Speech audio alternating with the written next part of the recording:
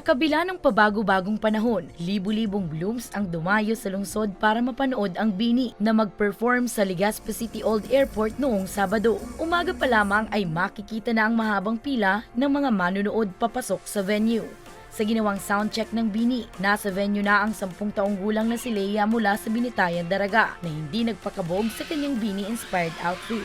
Mas naging memorable pa ang kanyang experience nang lapitan siya ng kanyang idolo na si BINI Colette, kasama si BINI Joanna para makapagpa-picture. Super saya po!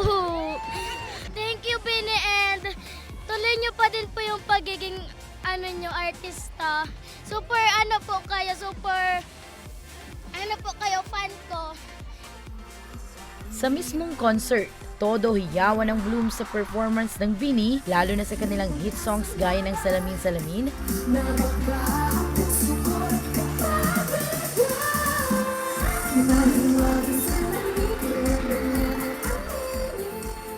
Karera,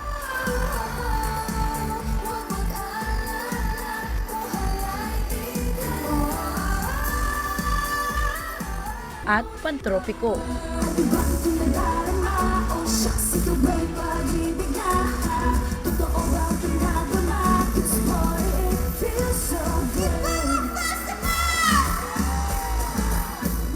Nanood din ng concert ng BINI si Legazpi City Mayor Hisham Ismail. Hindi aniya matatawaran ang kasiyahang hatid ng BINI na nagmarka ng isang makulay na pagtatapos ng Ibalong Festival ngayong taon.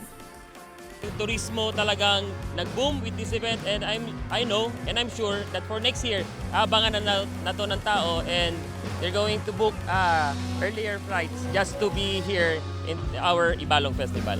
Papasalamat po ako sa nila kasi nagbigay silang oras and they trusted our city. Lalong-lalo na dito sa ating Ibalong Festival. Very important nakita nila ang ating kultura, ang ating tourist spots, ang ating mga pagkain, local foods po dito sa Legazpi City. Siniguro naman ni Ismail na mas paghahandaan pa nila ang mga susunod na pagdiriwang ng Ibalong Festival. Maraming salamat po sa PNP, sa BFP, sa lahat na safety personnel na tumulong po sa amin. We cannot do this without you.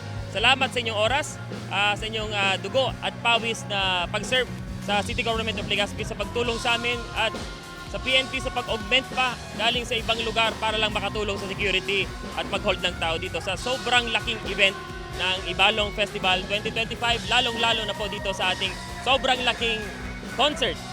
Most awaited of all na programs, events, ito pong BINI concert po. Samantala, nagningning din ang kalangitan sa ginanap na fireworks display na hudyat ng pagtatapos ng pagdiriwang. Para sa mga balitang Tatak, Bicol, Danica Garcia.